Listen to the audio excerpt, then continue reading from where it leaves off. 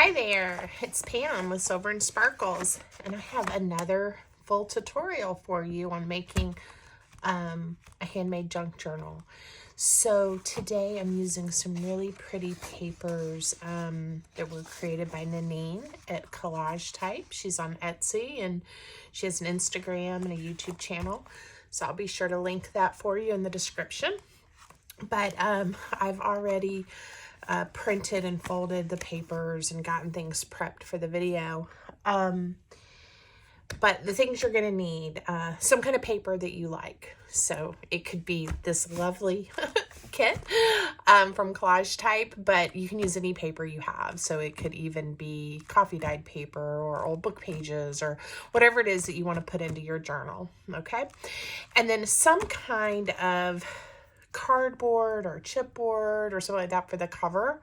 I am today using just an old cover from a composition notebook like this one where the guts have been torn out, and this one I've already trimmed to the size that I need, and I'll go over that with you in just a minute. But then we're just going to cover it with some pretty paper. If you don't have a notebook, you could use a cereal box. You could use the cardboard that comes like with a scrapbook paper pad. Really anything. You could glue together a few pieces of cardstock and make it as thick as you think it needs to be, because it's also then going to be covered. So it's up to you, but today we're going to do it with this composition notebook cover. Okay. Some type of adhesive. I'm going to use a combination probably of two-sided tape like this. You get that most craft supply stores. You can get it on Amazon.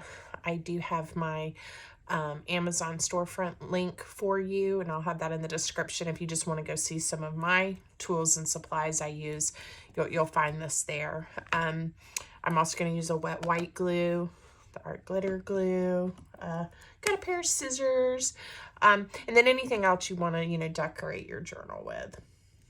I think that's all you need. I may think some, if you want some distress ink, you know I love that. So those are pretty much your supplies. So we're going to get started. I'm going to kind of clear our space. So the journal that I'm making today is 9, which was, I think, the original height of the composition notebook. But then I've cut it down to almost 5 3/4. So when it's opened up, you need a piece that's about 11.5. Okay, to make it the size I'm making it, kind of tall and a little bit thinner. I think it'll be fun. Let's see, what else? If yours is just 2 pieces of paper, you will have to use a little bit different strategy. You could use some really heavy duty like duct tape or fabric tape or frame tape to go ahead and tape your 2 pieces together. That's all this is. If that helps you. So, but basically, either a piece that is the 9 by the 11.5 folded in half, or 2 pieces that you then tape together. All right, hope that was clear. All right, so we're going to cover this, and I'm going to use just 2 sheets of paper from this paper kit, and I'm going to offset it so that the papers that I'm using to cover the seam is going to be on the back, and then I may collage over that or do something with it later. We could do the seam on the front and put a piece of ribbon. Ooh, that would be pretty too. Maybe we'll do that. What I don't want is that seam right here in the middle, and then have to worry about covering it. So actually, I think we'll do that, and then I'll figure out what I want to do with the seam later.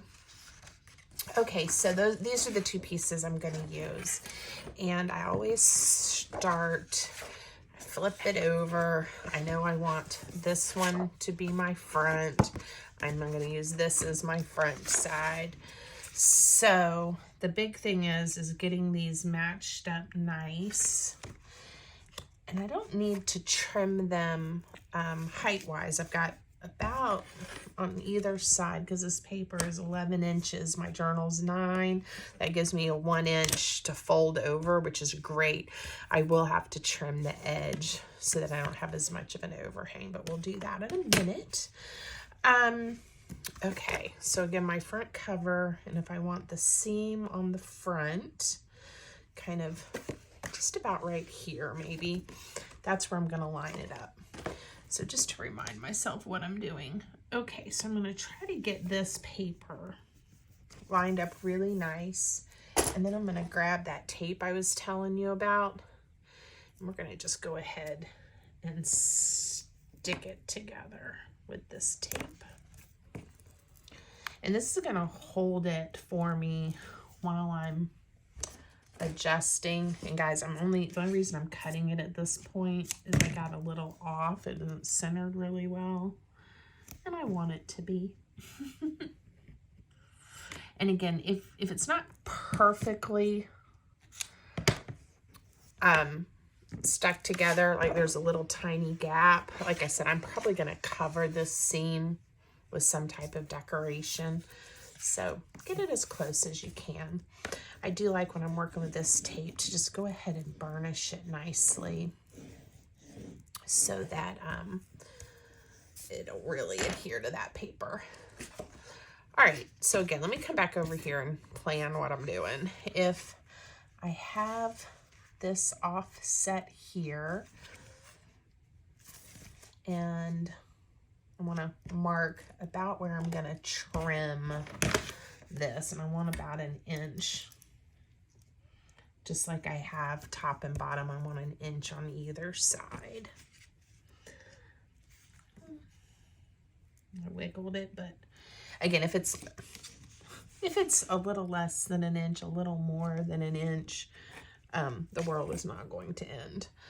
All right, my big paper cutter is way on the other side of the room. So I'm going to do this as if we don't own a big paper cutter. And I'm using my grids on my line here to make sure I have this straight. And now I am just going to draw myself a line so I can trim my paper off. And I'm going to do the same thing on this side. So there's always a way around if you don't have all the supplies, you know, or all the tools. There's usually a workaround. So I'm going to really quick just trim this. And of course, these edges are going to be covered. And you'll see what I mean as we finish putting our pretty cover together. So if it's not the straightest line you've ever cut, again, it's okay. All right. There we go. All right, so you guys have seen me cover journals before, but we'll go through this in case this is one of your first times with me making a journal from start to finish. So I do have this tool, and again, you can get this on Amazon, but it is not necessary. One thing you do is just take your scissors and carefully miter the corners. And in fact, we're going to do this in a minute. I'm getting ahead of myself. Or you can use this tool that helps you line it up, and then you get a nice cut and not too close. But I'm going to do that after I glue tape my cover down. So I don't want to get ahead of myself. So I am going to use this two-sided tape, and I'm going to get it in that groove really good. And I'm going to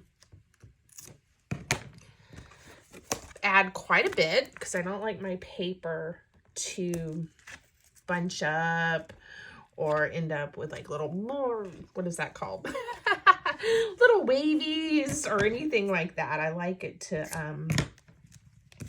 really be nice and smooth. So if you take your time, and you could put some tape and use some glue. Again, lots of options. But if you take your time at this stage, it's kind of like when you're painting a room in your house. And if you'll take the time to put the painter's tape down, you get a really nice finish, and it's not as messy. And the product is better at the end. So I encourage you to take a little extra time on this stage, and your journal will thank you for it. I know that sometimes this is the more tedious part of crafting, and we all want to get to the fun parts of looking at the pretty papers and decorating and really seeing it come together. But I know I have at times tried to shortcut some of these steps, and I regretted it later. Some of my early mistakes when I was first making books and journals. Okay, like I said, we're using a lot of tape, but the finished product will thank us. All right, and again, I'm just going to take my bone folder. If you don't have a bone folder, you know, use your fingers. You could use the handles of your scissors and really, really try to make sure this is stuck down really well. All right, now I also use this tool just to help me lift up that tape and get it started. You can certainly use your fingernail. And I'm sure there's other little tricks to get it started. That one I kind of smushed, but it'll be okay. All right. And this, by the way, and again, I have a couple of different ones, I think, linked in my Amazon storefront. But, you know, I use the name brand, the Score Pal tape, whatever it's called, sometimes, and it's really good quality. I have found, though, this less expensive brand that I've got in my shop for you for this type of work is totally fine. Now, if I was really relying on this tape, maybe as a hinge or the binding or to hold the papers in, that's going to get a lot of wear and tear, I may go with that name brand. So that's a personal decision and call. Oops, well, I guess that's where it's going to be, because I just dropped it down. Just try to make sure you have about an inch around all four sides. But that's a personal decision about the tape, and if you go with the less expensive brand, and also don't feel as bad when I use as much when it's the less expensive kind. I'm pausing and lost my train of thought because I forgot to pull up that piece of two-sided tape that we put in there. It'll be okay. I'm going to just tear off what I can. And I had so much tape on the other sides, I really don't think it's going to matter. Now, I do like to turn it over and again, kind of make sure it's really pressed down well. You want to be careful not to tear your pretty paper. But there I know I have it nice and smooth. Okay, and now you'll see this is where my spine is going to be, and that paper is going to curl around it just fine. And the seam is here. We don't have to worry about the seam popping open on the spine there. Okay, just make sure. All right, now this is where we're going to miter the corners. So again, I use this because it fits so nicely. And when you're mitering, you want to make sure you leave just a little bit. So if you don't have one of these, you could draw a line and then cut it with your scissors. You could risk it and eyeball it. Depends on how brave you're feeling in the moment. But since I do have this little dude. We're gonna use him, and I want to say this was like $10. It wasn't expensive at all, and I use it a lot. So grab up these corners. I'm gonna save these. You know, guys know how I am about my scraps. I may find a need for that someday, or even while we're working on this journal. All right, everything's still looking good.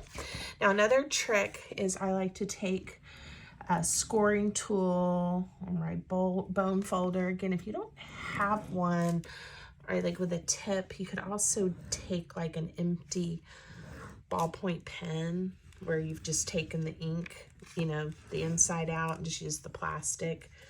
I've seen some people do that too.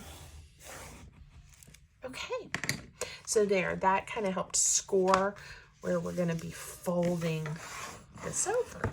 So I like to pre-fold all of mine. Remember, you do have a little bit of tape there, so I would, you know, just be careful not to stick it down yet, because we're not ready. But I like to pre-fold, make sure everything's looking good, and that we have some nice creases. All right. And then the next step is going to be to stick these down. So again, we're going to use the tape. And sometimes I'll do tape and a combination of glue, you know, kind of depending on my mood. I'm going to put a little piece right there and a little piece right here. And if we go ahead, I like to just go ahead and do all 4 sides. And then I'll show you my trick about getting these corners nice and neat. I think I've shown that before, but I know I used to always get so frustrated. And again, there's things you can do, like you can put decorative corners on your journals if the paper tears or gets bunched up ugly. But if you've got a trick, like I'm going to show you guys to help keep those corners looking neat, I think that's even better.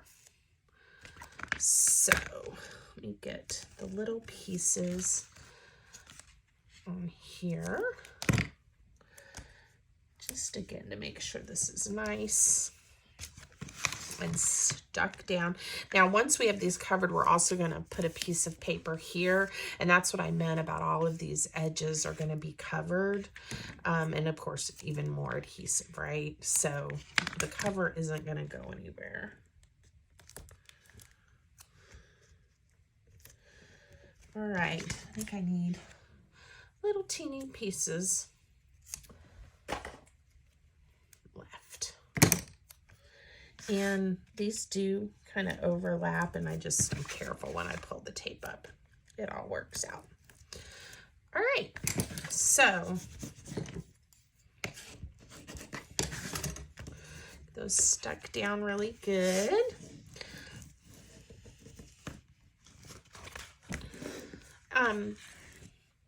All right, so if any of you have any tips about what adhesive you like to use, or how you like to first get started with making a cover, let me know. I'm always like different ideas, and I tend to have my go-tos that I use over and over because they work for me. We're just going to gently this first one, that's all you have to do. It's just, we're just going to press this one down, and then I'll show you what to do about the corners. But I always like new ideas, and I tell people when they're new, you know, watch different creators, you know, go to different people's channels and see how they work, because they may have an idea or a process that you like even more, right? So, but I'm always up for learning new things and trying new things. So if you guys have some ideas or some things you've seen that you'd like to tell me about. I'd love to hear about it. Okay, so here's my little trick, and I've shown this before, but we're gonna nudge this paper, this little corner right here. And I hope you can see what I'm doing. I'm just kind of using my bone folder and moving it over just a little, and you're gonna see what happens is it brings it up just enough where it's still nice and neat, but you don't see it on the other side. And sometimes if you don't do that, you get this little flap right there. I don't know how to describe it, and it makes me crazy. So somebody showed that one day, and I'm like, oh my goodness, that just changed my life. All right, and this is where I've got my little overlaps, but it's all okay. The tape will still lift up. And then I'll just push it back down. All right, so now on this one, again, we're gonna nudge one corner. There, that one you might be able to see a little bit better. Yep, and we're gonna fold it up. Make sure it's pushed down really nice. All right, now on the last side, we're gonna nudge both corners. So give me just a second and I'll show you that, and then we'll be done with this part. Get this tape up. Once you have the tape down, using the tape is kind of quick because then it's just peeling it up. Okay, so I've nudged both corners. Hopefully I've nudged them enough. And you don't need a whole lot, but it's just that, like, just tiniest portion of a millimeter, right? That is gonna make the difference. Okay, look at that. Easy, right? I love reusing stuff that would end up, you know, maybe hopefully recycled, right? But are in the landfill. So there we go. We've just given this old composition notebook cover new life. So now what I want to do is I'm going to think about this edge here and how we're going to cover that up. Sometimes using a piece of fabric or a nice, like, again, a good piece of tape. Paper, I'm not sure with how raggedy this one ended up being, what that's going to look like. Another option, since this is kind of a vintagey style journal, is I could do this. I could ink it and I could leave it. You know, we could come right up to it and leave it because we're not really going to see it when we sew. I mean, we're going to sew one signature into this one right in that crease. Maybe we'll do that and see if we like it. If not, we won't do it again, right? But we'll see. We'll take a chance. So the next thing I want to do is pick paper to cover this. So I did print a couple of extra pieces of the panel paper. I didn't print on the other side because I knew I was going to glue this down. So my question is, do I just want to make it really pretty with these florals, or do I want to use the more plain side of the page and then add pockets and things? So that's a hard choice. I think, because I kind of know what I have as far as other papers and things to add, I think I'm going to use the really pretty florals and maybe not even have a pocket. I know that's shocking from me, right? On the covers, but then put some on the inside pages. We can always add a pocket over the floral if I can't, if it bothers me too much. So I am going to measure what size I want these to be, and I am going to run over to my guillotine cutter to save time. And cut them. So I think I want to leave a 1/4 inch all the way around. So we know it's 9 inches. So I need it to be, if I cut my lining paper to 8.5 and then by 5 1/4. So I'm going to do that really quick.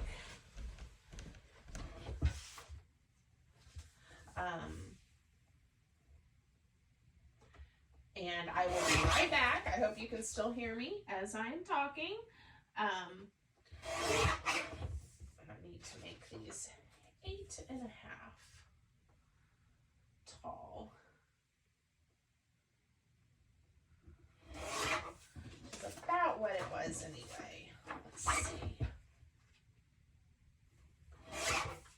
All right, hopefully I cut these right and they're gonna work. I'm back. I know you missed me. All right, so it really doesn't matter, just whichever one I want, right? Oops, I didn't cut this one. I didn't get this one the right width, so I said it needed to be 5.25. Okay. There we go. I don't know which one I want on which side. I like them both. And somehow, look at that, guys. I don't know where my brain is. I didn't get them the same height either. So I think my baby one will work here. Yes. And because I'm not quite sure what I did and how I got them different sizes, I'm going to use this to just trim them up so they're the same. Okay. All right. Now, I do want to take just a minute. It's easier to if I really quick ink the edges before I glue it down. I like to get that cut edge so that bright white isn't showing. If I want more around the edges there, I could do that after I glue it down, but getting this edge is kind of what I'm after right now. Some light distress inking. And I printed these, by the way, on I think a 60-pound cardstock, if that helps too. Sometimes I get that question. All right, so then all we're going to do here is we're going to glue these down. And for these, I am going to use just this art glitter glue, if I can get it to go. I love these little bottles. It makes it, especially when you have little tiny things you're gluing, you know, you can get a really nice thin bead if you're gluing pockets, those kinds of things. And also, they don't hurt my hand that I'm trying to work with is when I have a much bigger bottle. Now, one thing I will say is this is a pretty large piece of paper, and I have a pretty thin bead of glue going, and it dries pretty fast. So I gotta try to move quickly. If I was putting it on a little thicker, it wouldn't be that much of a problem. All right, and I used the inside to help me line that up pretty quick. Now this one I'm gonna try to line so it matches this edge as well, and not just side to side. But again, it's a junk journal, and if you get a little cattywampus, you could always like add a pocket to cover up the mistake. You could add a strip of paper. If you don't like how it looks, you can add something over top of it. I love that. I love that there's really no mistakes because you can always come up with another solution, right? And if you have a little bit of a perfectionist in you, it's good to, I think, remember that it's okay.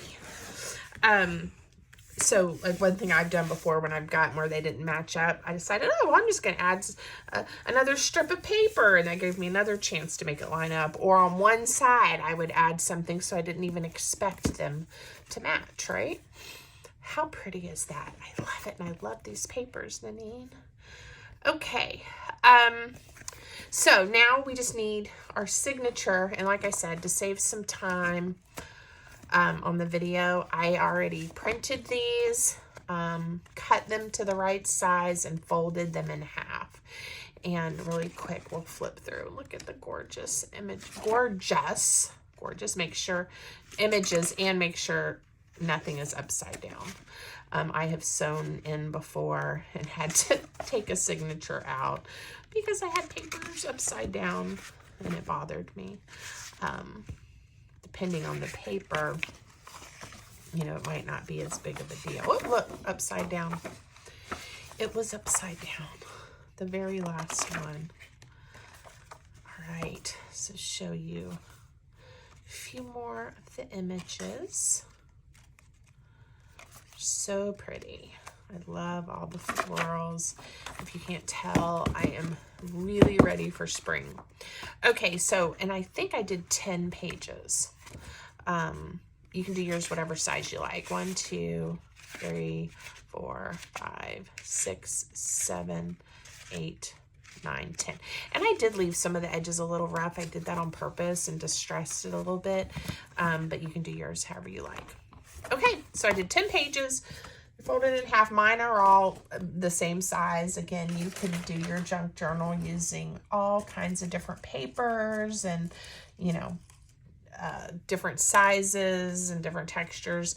This one, I decided to stay pretty close to the kit because I loved the paper so much. But I think it would have been pretty if I had decided to add some of my coffee dyed papers and other things in here too. Next time, right? There's always next time. All right, so I do like to clip my signatures together. This is going to be pretty easy because it's only one signature. Oh, when I talked about supplies, you do need something to punch holes with. So, I'm going to use this paper piercer. I have seen other journal makers, though, even just literally use like a hole punch or the big bite crocodile and make big holes and sew them together. So again, there's lots of options. Now I'm going to be very careful to line this up where I want it. Let's see. Because I want to make sure I get right in the middle of that. I'm going to do it a little differently. A lot of times when I punch through, I'll punch through all of these and the cover at the same time, make sure it's really lined up well. But this time I am going to do it a little different.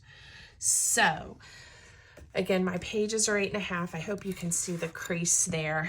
8.5 means I want to have my center hole. I want it to be centered at 4 1/4. So I'm just gonna not worry about going all the way through. I'm just getting myself a marked place. And then I'm gonna come in 1.5 inches. We're gonna do a really simple 3-hole pamphlet stitch, which is again my go-to. At times I have done more elaborate stitching with 5 holes or, you know, other things. So it really depends on your aesthetic or how you want to sew the pages in. And there's all kinds of tutorials out there on how to do this. But I just punched all the way through all of my pages and I get this one a little tiny bit off, but got really close to the crease, so I'm happy with that. Now, here, I'm trying to figure out the best way, and I think I'm going to do it this way. I'm going to line this up top to bottom, make sure this is centered the way I want. I can see where my holes are, so they will match, and I can see this seam, or this, where it was, if that makes sense, the middle seam. So, I shouldn't have moved that probably, but I did. So I'm going to come back up through the hole, make sure I am lined up exactly where I want to be, because you do want these to match. So see, my hole is here, so I'm just getting myself a hole right in that spine through that black tape of the original notebook. Okay, it's all gonna work, promise. Okay, so I don't need my paper piercer anymore. Got a few options. You do need some kind of needle, a heavy duty one, depending on what kind of thread. You can use embroidery, floss, you could use twine, you know, whatever it is you like. I'm going to use some of this waxed thread just because I like the color of it, not because it's really necessary, but I do enjoy working with it. Again, there's all kinds of hand bookbinding materials and supplies you can find out there. Okay, so now again, make sure everything is in the right direction so you're not sewing your pages in upside down. And I found that center hole. So you start from the inside, you go through all of your pages and then through the cover. Depending on, this is really thick, it's sometimes a little challenging to pull it through. Now I'm going to go back through the top hole, and then again I'll be able to see these holes easy. So, and then through all the holes of my paper. There we go. That's why using that paper piercer to poke the hole before you get started is important. Okay, make sure you don't pull your end through. Leave a nice long tail. Oh, and for the length of your thread, I'm assuming you guys know how to do this, but I didn't explain that. I measured my thread about 3 times the height of the page. So I just did 1, didn't cut it, 2, 3, and then cut it. So the string is about 3 times the height of this. Okay. And again, that way you don't have to measure either. You can just use the paper to help you measure. All right, so now we've come up through that top hole. We're going to skip the middle, and we're going to come through the bottom hole. And then we're going to find the one in the spine. Does that rhyme? Find the spine. All right, pull it through. Again, make sure our tail is still there. And now you're going to come back up through that center hole. Find it. And pull it through. Now, one thing you do want to do before you tie is you want to make sure one tail is on either side of this middle strand. You don't want them both to be on one side, or your knot is not going to hold everything together. All right, you pull it nice and snug. I always check the spine to make sure it looks okay. Nothing is gaping or twisted or anything like that. And I tied 1, 2, and then I switch hands to lock the knot. 3.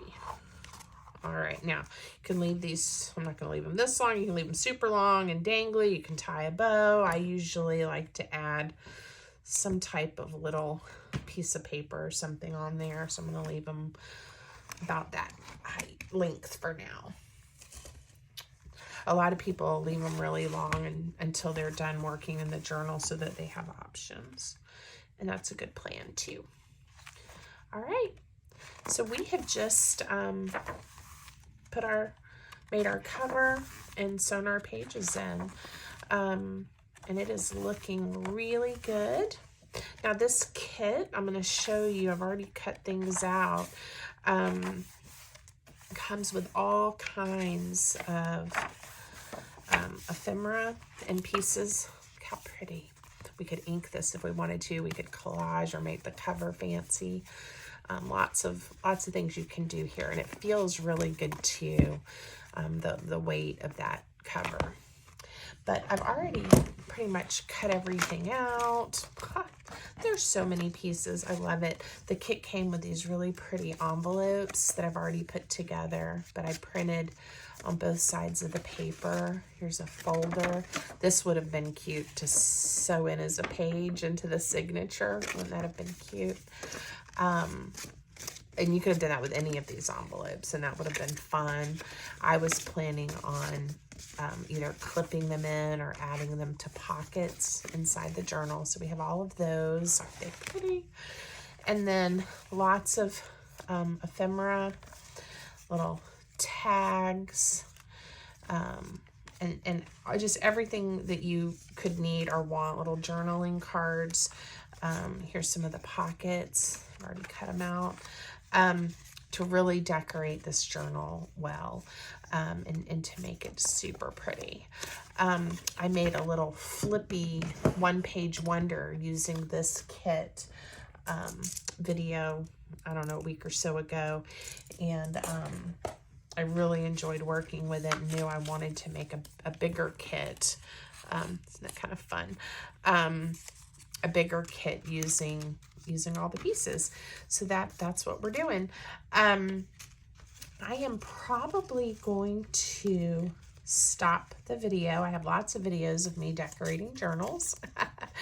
And I will decorate this one, make it look gorgeous. It already is, but even more so. And then do a quick flip through video for you guys so you can see how it turned out.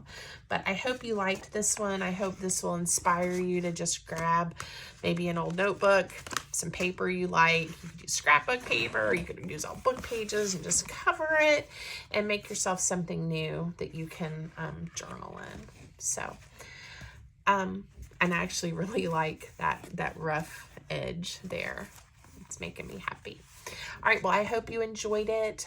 Please, I know I say it all the time, but if you can subscribe, like the video, leave me a comment, really helps me as I'm launching full-time into my Silver Sparkle business. So thanks for all your support, and I'm glad you're here. Have a great day, everybody.